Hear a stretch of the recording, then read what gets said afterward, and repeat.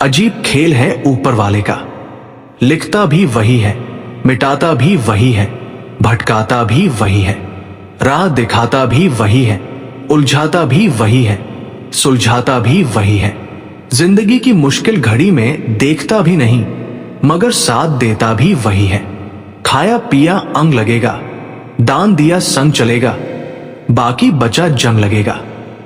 धन घर तक साथ चलेगा, परिवार शशान तक साथ चलेगा, पर अच्छे कर्म जन्मों जन्मों साथ चलेंगे।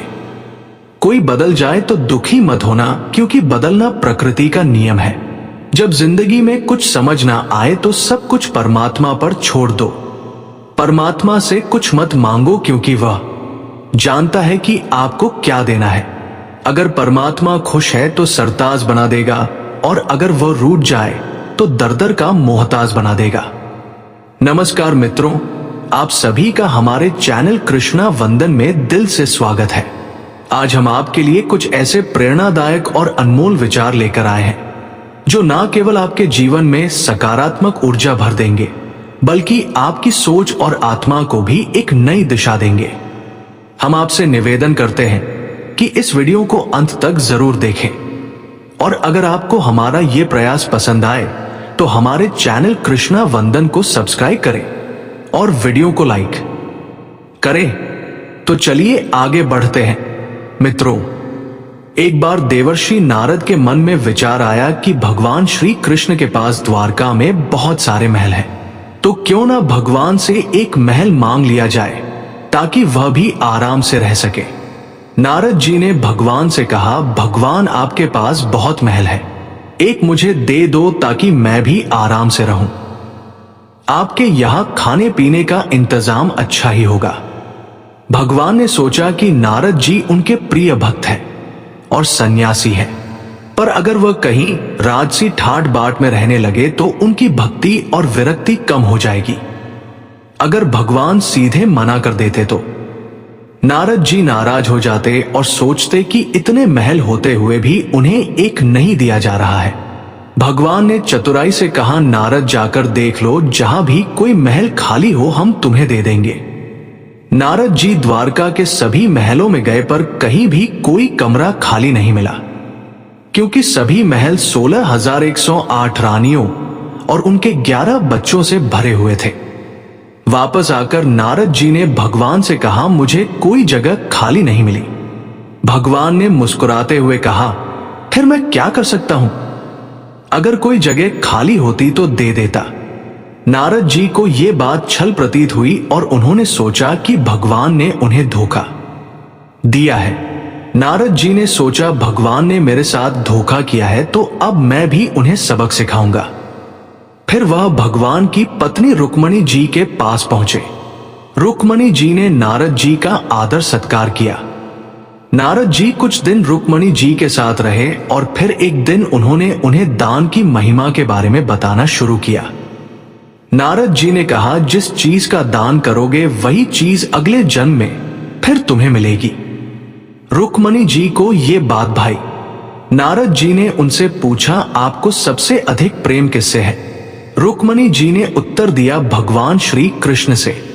नारद जी ने कहा, अगर आप चाहती है कि अगले जन्म में भी आपको भगवान ही मिले तो आपको उनका दान करना चाहिए। रुक्मणी जी ये सोचकर सहमत हो गई कि यदि दान करने से हर जन्म में उन्हें भगवान श्री कृष्ण मिलेंगे तो दान करना उचित है। उन्होंने भगवान श्री कृष्ण का दान करने का संकल्प लिया। नारद जी ने तुरंत भगवान श्री कृष्ण के पास जाकर कहा, भगवान उठिए, अब आपको साथ चलना है। भगवान ने पूछा, कहां चलना है और क्यों? नारद जी ने कहा, मैंने आपको दान में ले लिया है, अब आपको मेरे साथ आना होगा। आपने मुझे महल नहीं दिया तो अब आपको ही लेकर जाऊंगा। भगवान ने पूरी बात सुनने के बाद कहा, रुक्मणी ने दान कर दिया है तो ठीक है, मैं चलता हूं, लेकिन पहले उससे मिल तो आऊं। भगवान ने अपने रेशमी वस्त्र उतारकर और आभूषण हटाकर सन्यासी का भेष धारण कर लिया। भस्म लगाकर कमंडल लेकर रुक्मिणी के पास पहुंचे। रुक्मिणी जी उन्हें इस रूप में देखकर घबरा गई। उन्होंने पूछा, भगवान ये क्या हो गया? आपने साधु का भेष क्यों धारण कर लिया? भगवान ने कहा, तुमने मुझे दान कर दिया है, इसलिए अब मुझे इस रूप में नारद जी के साथ जाना होगा। रुक्मणी जी समझ गई कि उन्होंने भावुकता में आकर कुछ गलत कर दिया। वह बोली, मैंने इस तरह का दान नहीं किया था। भगवान ने कहा, दान का यही मतलब होता है कि जिसे दान किया जाए वह उसके अधिकार में हो जाता है। रुक्मणी ने रोते हुए कहा, नारद जी, आपने मेरे साथ अन्याय किया। मैंने भगवान को अगले जन्म में पाने की कामना से दान किया था ना कि उन्हें अभी खोने के लिए। इतने में सत्यभामा और अन्य रानियां भी वहां आ पहुंची। सत्यभामा ने नारद जी से कहा, भगवान सिर्फ रुक्मणी के नहीं हैं, वे हम सबके हैं, इसलिए रुक्मणी अकेले उन्हें दान नहीं कर सकती है। नारद जी ने सोचा ये तो मामला उलझ रहा है। फिर उन्होंने कहा, ठीक है, भगवान का दान तभी पूरा माना जाएगा जब उनके वजन के बराबर सोना और गहने तुलादान के रूप में दान कर दिए जाए। रानियां राजी हो गई और उन्होंने तुला दान की तैयारी की। भगवान को एक पलड़े में बैठाया गया और दूसरे पलड़े में सोने, गहनों और हीरों को रखा गया। लेकिन कितना भी सोना और गहने डाले, भगवान का पलड़ा हल्का नहीं हो रहा था। सारा धन डालने के बाद भी तुला बराबर नहीं हो पाई। नारद जी ने कहा, अब तुला दान नहीं हो पा रहा है तो मैं भगवान को ले जाऊंगा। तभी भगवान ने रुक्मणी जी को इशारा किया और कहा, तुम सारा धन हटा दो और तुलसी का एक पत्ता रख दो। रुक्मणी ने वैसा ही किया। जैसे ही तुलसी का पत्ता पलड़े पर रखा गया, भगवान का पलड़ा तुरंत ऊपर उठ गया और तुलादान पूरा हो गया। नारद जी को अब समझ में आया कि यह सब भगवान की माया थी।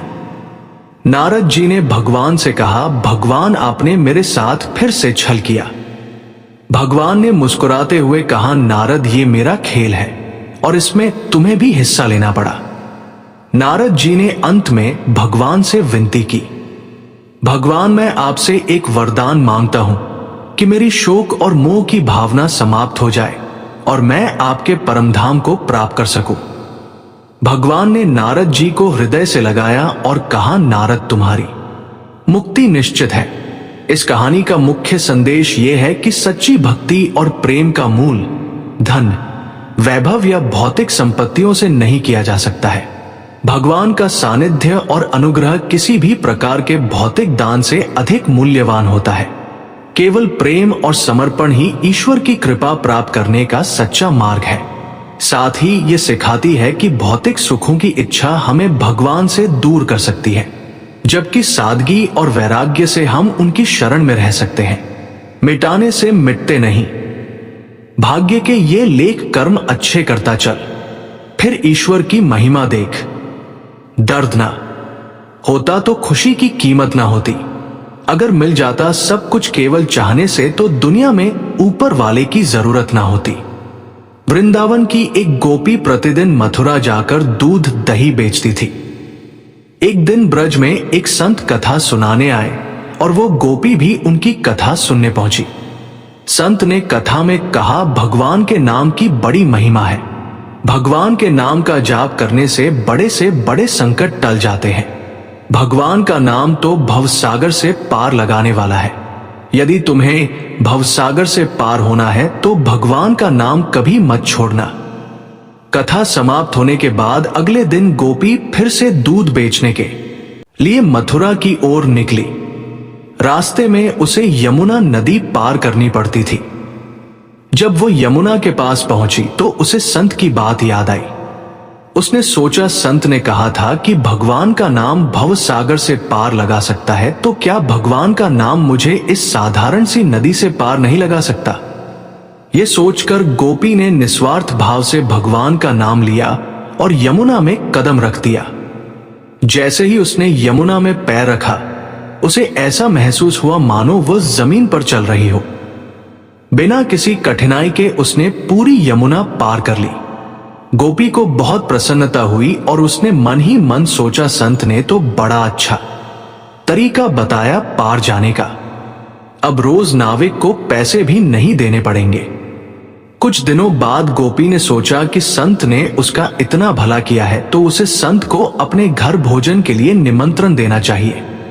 अगले दिन जब वह मथुरा दूध बेचने गई तो संत से निवेदन किया, बाबा कृपया आप मेरे घर भोजन करने पधारे। संत ने उसका निमंत्रण स्वीकार कर लिया। जब गोपी और संत यमुना के किनारे पहुंचे तो संत ने नाविक को बुलाने के लिए कहा। गोपी ने संत से कहा, बाबा आप नाविक को क्यों बुला रहे हैं, हम ऐसे ही यमुना पार कर लेंगे। संत ने आश्चर्य से पूछा, कैसी बातें कर रही हो गोपी, बिना नाव के यमुना कैसे पार करेंगे। गोपी बोली, बाबा आपने ही तो कथा में कहा था कि भगवान के नाम का जाप करने से भव सागर भी पार हो जाता है। मैंने सोचा जब भवसागर से पार हो सकते हैं तो यमुना नदी क्यों नहीं। मैं रोज भगवान का नाम लेकर ही यमुना पार करती हूं और मुझे नाव की जरूरत नहीं पड़ती। संत को गोपी की बात पर विश्वास नहीं हुआ। उन्होंने कहा, तू पहले चल, मैं तेरे पीछे पीछे आता हूं। गोपी ने रोज की तरह भगवान का नाम लेकर यमुना में कदम रखा और सहज ही नदी पार कर गई। संत ने देखा पर उन्हें विश्वास नहीं हुआ। जैसे ही संत ने यमुना में कदम रखा वह छपाक से पानी में गिर पड़े। यह देखकर गोपी वापस आई और संत का हाथ पकड़कर उन्हें अपने साथ चलने को कहा। इस बार जब संत ने गोपी का हाथ पकड़ा तो वे भी ऐसे चले जैसे जमीन पर चल रहे हो। यह चमत्कार देखकर संत गोपी के चरणों में गिर पड़े और कहने लगे, गोपी तू धन्य है, सही मायनों में नाम का आश्रय तो तुमने लिया है। मैं जिसने नाम की महिमा बताई खुद उसका सच्चा आश्रय नहीं ले पाया। संत ने गोपी से सच्चा नाम स्मरण सीख लिया और फिर भगवान के नाम की महिमा को समझकर उसका सही अर्थ में पालन करने लगे। मित्रों, कुछ पल तन्हाई में बैठकर ईश्वर को याद कर लिया करो, फिर देखना बहुत सुकून मिलेगा। इमली का नाम लेने से मुंह में पानी ना भरे और ईश्वर का नाम लेने से आत्मा को ठंडक ना मिले, ऐसा हो ही नहीं सकता। गुजरी हुई जिंदगी को कभी याद ना करें। तकदीर में जो लिखा है उसकी फरियाद ना करें। जो होगा वो होकर रहेगा। तो कल की फिक्र में अपनी आज की हंसी बर्बाद ना करें। जहां का डर नहीं वहां जाना नहीं। जो सुनता नहीं उसे समझाना नहीं। जो पचता नहीं उसे खाना नहीं। जो सत्य पर भी रूठे उसे मनाना नहीं। जो जाहिर करना पड़े वह दर्द कैसा, और जो दर्द ना समझ सके वो हमदर्द कैसा। यहां का दस्तूर है चुप रहना, जो दिल पर गुजरे किसी से ना कहना। हर आंसू आंख में लाया ना करो, हर बार सबको बताया ना करो। हर शख्स यहां नमक लिए घूमता है, हर जख्म सबको दिखाया ना करो। खूबियां कम और अरमान बहुत है, जिसे भी देखो परेशान बहुत है। करीब से देखा तो निकला रेत का घर, मगर दूर से उसकी शान बहुत है। अपना दर्द खुद तक रखो, लोगों तक जाएगा तो तमाशा बन जाएगा। दुनिया क्या कहती है ये मत सुनो, तुम क्या हो ये तो तुम्हें खुद पता है। पक्षी एक एक दाना खाने के लिए 100 से 100 बार सिर झुकाता है, पर इंसान है जो 100 से 100 बार खाकर भी परमात्मा का शुक्र अदा नहीं करता। किसी ने मां के कंधे पर सिर रखकर पूछा, मां कब तक अपने कंधे पर सोने दोगी। मां ने उसे सहलाते हुए कहा, जब तक लोग मुझे अपने कंधों पर ना उठा ले। मेरी तकदीर में एक भी गम ना होता। अगर मेरी तकदीर लिखने का हक मेरी मां को होता। बाजार में सब कुछ मिल जाता है, लेकिन मां जैसी जन्नत और पिता जैसा साया कभी नहीं मिलता। इंसान जीवन में बहुत कुछ सीखता है, पर अगर वह दूसरों से प्यार करना, दूसरों को माफ करना और दूसरों की इज्जत करना नहीं सीख पाया तो समझो उसने कुछ नहीं सीखा। दूसरों की मदद किया करो, ईश्वर तुम्हारी मदद करेगा। दूसरों को सुकून दिया करो, ईश्वर तुम्हें सुकून देगा। जो चीज पाना चाहते हो वो दूसरों को देना शुरू कर दो, ईश्वर तुम्हें बहुत देगा। शरीर को चंगा रखो, दिमाग को ठंडा रखो, आंखों में शर्म रखो, जुबान को नरम रखो, दिल में रहम रखो, क्रोध पर लगाम रखो, व्यवहार को साफ रखो और होठों पर मुस्कान रखो। फिर स्वर्ग जाने की क्या जरूरत। यही तो स्वर्ग है। जिंदगी सड़क की तरह है, ये कभी भी सीधी नहीं होती। कुछ देर बाद मोड़ अवश्य आता है, इसलिए धैर्य के साथ चलते रहो। आपकी जिंदगी का सुखद मोड़ आपका इंतजार कर रहा है। मुश्किलें अगर दरवाजा खटखटाएं तो कभी डरना मत, निडर होकर दरवाजा खोल दो, क्योंकि कामयाबी अपना भेष बदल कर ही आती है। याद रखना कि डर के आगे ही जीत होती है। समय जब पलटता है तो सब पलट कर रख देता है। इसलिए अच्छे दिनों में अहंकार ना करो और खराब दिनों में थोड़ा सब्र करो। कहते हैं सच का कोई मुकाबला नहीं, मगर आज झूठ की पहचान बहुत मुश्किल से मिलती है। शहर में आदमी यूं तो कहने को इंसान बहुत है, दिल से सजदा करो तो इबादत बनेगी। माँ बाप की सेवा अमानत बनेगी। खुलेगा जब तुम्हारे गुनाहों का खाता तो माँ बाप की सेवा जमानत बनेगी। जरा सी जिंदगी में यहां व्यवधान बहुत है, तमाशा देखने को यहां इंसान बहुत है। खुद ही बनाते हैं हम जिंदगी को पेचीदा, वरना जिंदगी के नक्शे तो आसान बहुत है। अजीब दौर है, हर शख्स यही सोचता है कि तमाम शहर जले, बस मेरा घर ना जले। इस दौर के इंसानों की यही समस्या है। तेरी दीवार से ऊंची मेरी दीवार बने, इस तरह ना कमाओ की बात हो जाए, इस तरह ना खर्च करो कि गर हो जाए, इस तरह ना खाओ कि मर्ज हो जाए, इस तरह ना बोलो कि क्लेश हो जाए, इस तरह ना चलो कि देर हो जाए, इस तरह ना सोचो कि चिंता हो जाए। बहुत ही सुंदर शब्द जो गुरुद्वारे के दरवाजे पर लिखे थे। प्यार से ऐसी यारी रख, दुख में भागीदारी रख। चाहे लोग कुछ भी कहें, तू तो जिम्मेदारी रख, वक्त पड़ने पर काम आने का।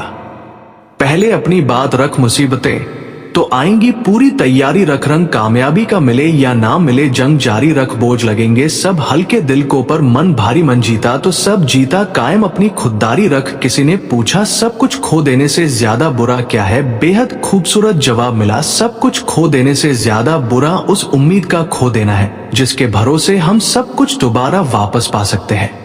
याद रखना कि जिसके पास उम्मीद है वो लाख बार हार कर भी नहीं हारता। जीवन में कभी निराश मत होना। निराशा एक दलदल है, आप इसमें केवल पहला कदम रखते हैं, फिर दूसरा कदम आपको रखना नहीं पड़ता, क्योंकि दलदल को सिर्फ पहले कदम का इंतजार होता है। जिंदगी एक हसीन किताब है, पर जरूरी तो नहीं कि इस किताब के सारे पन्ने हसीन हो।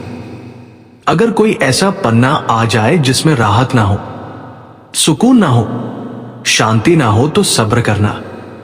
अगर ईश्वर ने तुमसे वो चीज छीन ली है जो तुमने सोचा भी ना था, तो ईश्वर तुम्हें वो चीज भी देगा जिसका तुम्हें अंदाजा भी नहीं। क्यों भूल जाते हो कि उसके घर देर है अंधेर नहीं।